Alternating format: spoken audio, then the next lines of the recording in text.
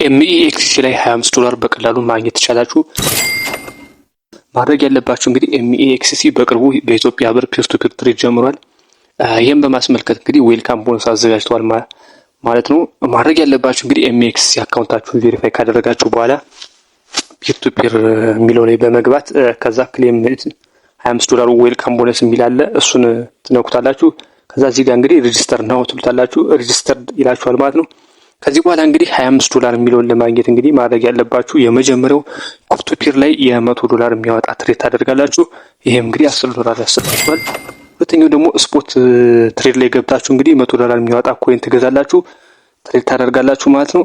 ይሄም $10 ያሰጣችኋል። ሶስተኛው እንግዲህ ፒር ቱ ፒር ላይ በመግባት ደግሞ $20 ትሬድ ታደርጋላችሁ።